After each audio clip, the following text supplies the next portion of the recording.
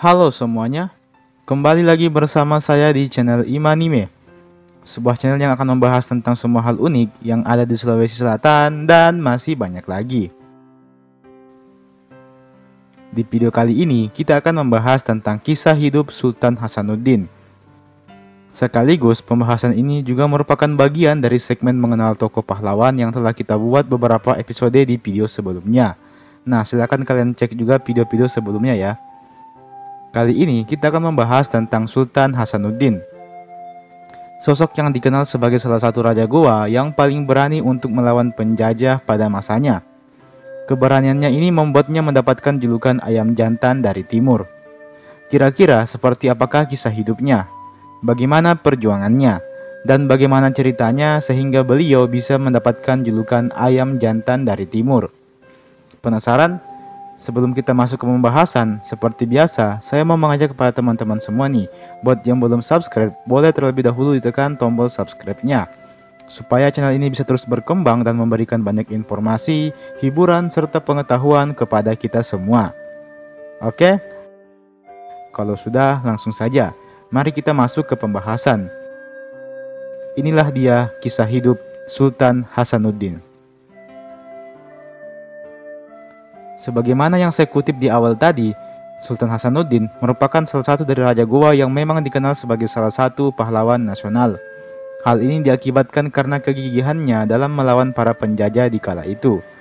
Sultan Hasanuddin ini juga berjasa karena berkat usahanya pada waktu itu, sehingga Belanda gagal menguasai kerajaan Islam Goa.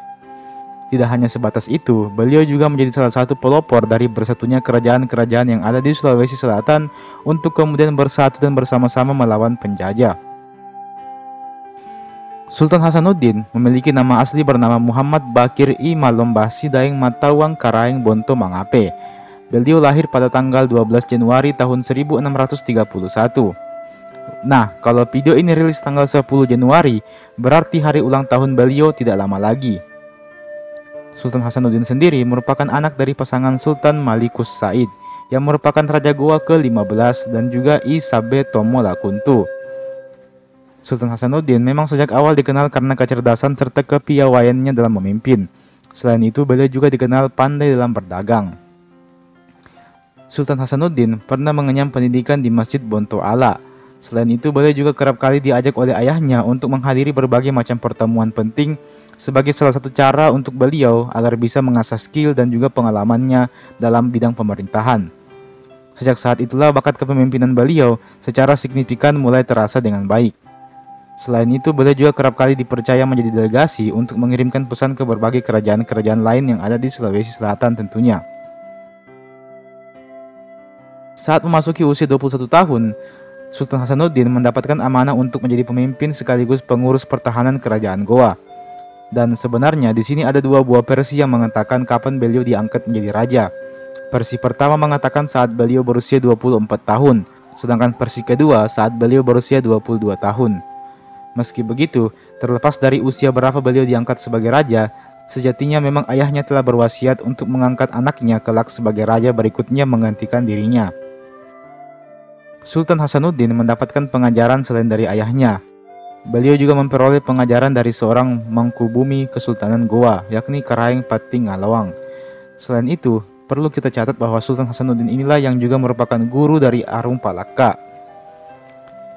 Pada pertengahan abad ke-17, Kompeni Belanda atau VOC berhasil memonopoli perdagangan rempah-rempah di daerah Maluku setelah mereka berhasil mengadakan perhitungan dengan orang-orang Spanyol dan juga Portugis. Kompeni Belanda memaksa orang-orang pribumi menjual dengan harga yang ditetapkan oleh mereka. Selain itu, Kompeni Belanda juga menyuruh warga pribumi untuk menebang pohon pala dan cengkeh di beberapa tempat, supaya rempah-rempah jangan terlalu banyak.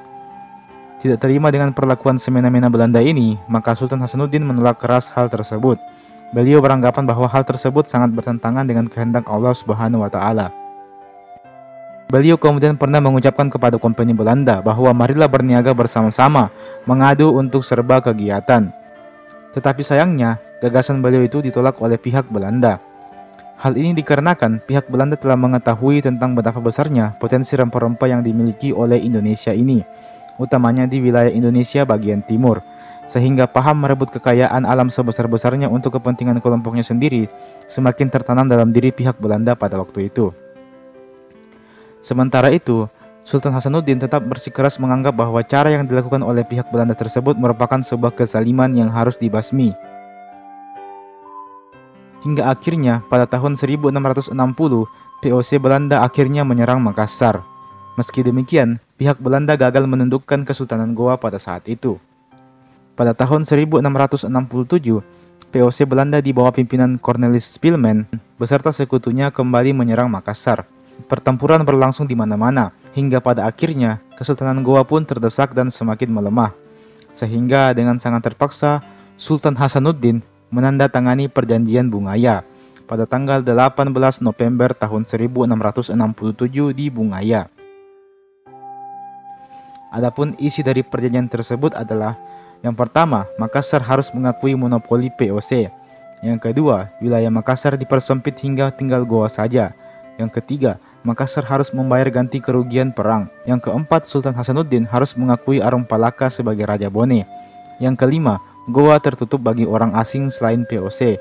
Dan yang keenam, benteng-benteng yang ada harus dihancurkan kecuali benteng Rotterdam. Pihak kerajaan Goa yang merasa dirugikan akan perjanjian ini kemudian mengadakan perlawanan lagi, sehingga mengakibatkan pertempuran kembali terjadi pada tahun 1669. Hingga pada akhirnya, kompeni Belanda pun berhasil menguasai benteng terkuat di Goa saat itu, yaitu Benteng Somba Opu, tepatnya pada tanggal 24 Juni tahun 1669. Di akhir hidupnya, beliau menderita penyakit ari-ari yang kemudian mengakibatkan beliau harus mengakhiri kisah hidup heroik perjuangannya melawan para penjajah.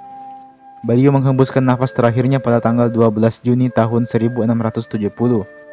Beliau dimakamkan di Kompleks Pemakaman Raja-Raja Goa yang juga terletak di Kabupaten Goa, Sulawesi Selatan. Berkat kegigihan dan usahanya itulah sehingga beliau kemudian diangkat sebagai pahlawan nasional yang tercantum dalam surat keputusan presiden pada tanggal 6 November tahun 1973. Dan teman-teman, itulah tadi kisah hidup pahlawan nasional Sultan Hasanuddin. Kisah hidup beliau ini tentu menjadi suatu pelajaran tersendiri buat kita semua. Arti sebuah perjuangan dan kepemimpinan hendaknya dapat kita resapi dengan baik dari kisah ini. Perjuangan beliau dalam menegakkan keadilan dan membela tanah air hendaknya terus kita perjuangkan hingga sekarang, meskipun harus dengan cara yang berbeda. Kalau dulu para pahlawan melawan penjajah dengan senjata dan strategi perang, maka kita melawan dan bersaing dengan bangsa lain dengan cara bersungguh-sungguh dalam belajar dan berusaha melakukan yang terbaik dalam bidang apapun yang kita tekuni.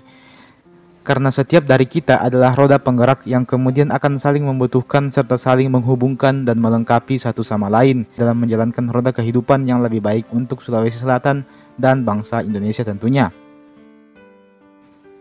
Teman-teman, terima kasih telah menyimak video ini. Jangan lupa tinggalkan like kalian, share video ini ke teman-teman yang lain juga, dan jangan lupa juga untuk komen di kolom komentar di bawah.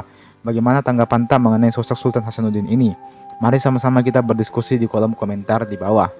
Oke, terima kasih telah menonton dan sampai jumpa di video berikutnya.